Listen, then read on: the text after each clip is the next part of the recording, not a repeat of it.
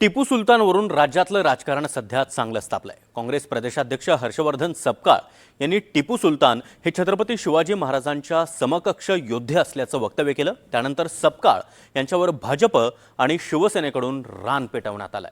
अशावेळी मुंबई आणि टिपू सुलतानचा काही संबंध आहे असं जर तुम्हाला सांगितलं तर काय वाटेल, पण हो, मुंबई आणि टिपू सुलतानचा संबंध आहे। तो नेमका कसा आहे तेच पाहूयात या खास रिपोर्टमधून।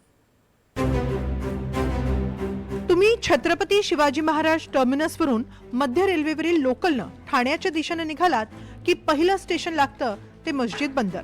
या स्टेशनच्या नावाचा संबंध एकेकाळचा मैसूरचा शासक टिपू सुलतानशी आहे हे फार कमी लोकांना माहीत असेल। विशेष म्हणजे मस्जिद स्टेशनचं नाव या भागातील कोणत्याही मशिदीवरून नाही तर एका ज्यू प्रार्थना स्थळामुळे पडलंय।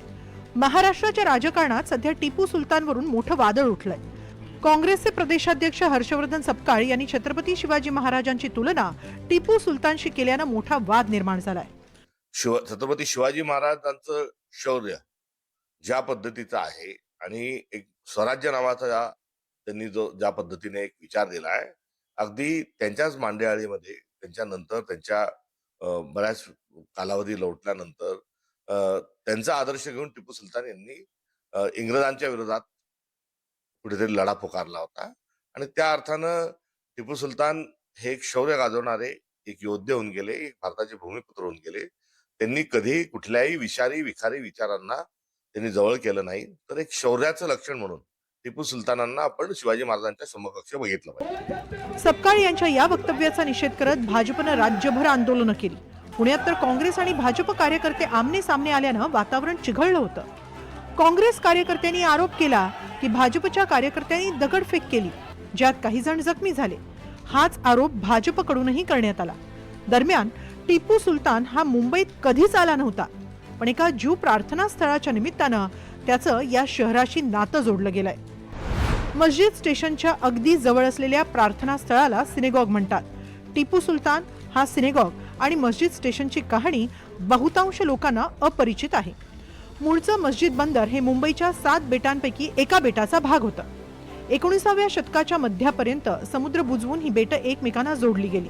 1661 पर्यंत ही बेटं पोर्तुगीजांच्या ताब्यात होती। पोर्तुगीज राजकुमारी कॅथरीन हिचा विवाह इंग्लंडचा राजा चार्ल्स दुसरा याच्याशी झाला, तेव्हा ही बेटं हुंड्यात देण्यात आली होती। मस्जिद परिसरात सॅम्युअल स्ट्रीटवर एक जुनी ऐतिहासिक वास्तू आहे, जिला स्थानिक भाषेत जुनी मशीद म्हटलं जातं। खरं तर मशीद म्हणजे मुस्लिमांचं प्रार्थनास्थळ, पण ही वास्तू मशीद नसून ज्यू धर्मियांचं केंद्र म्हणजे सिनेगॉग आहे। इतिहासकारांच्या मते हे सिनेगॉग ब्रिटिश ईस्ट इंडिया कंपनीतील सॅम्युअल नावाच्या एका ज्यू सैनिकानं बांधलं होतं।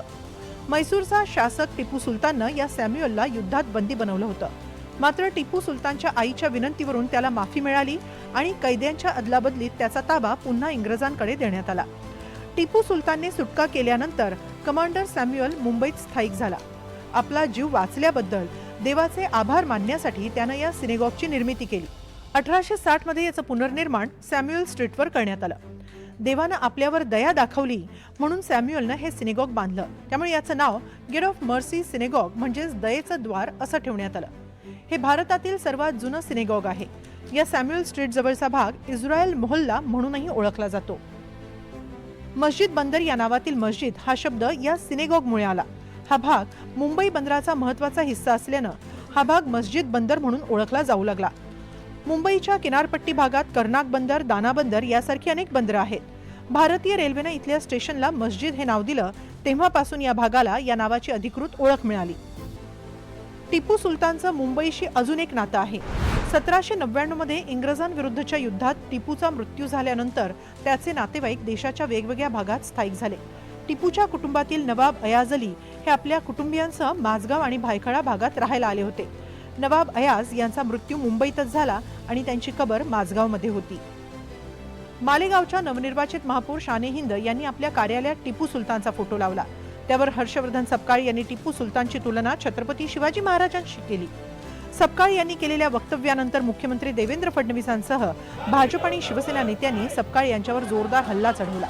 अशावेळी मुंबईतील मस्जिद बंदर आणि टिपू सुलतानचं नातंही समोर आलंय, त्यामुळे राजकारणासोबत याची चर्चा आता जोरात सुरू आहे। Bureau report, NDTV Marathi.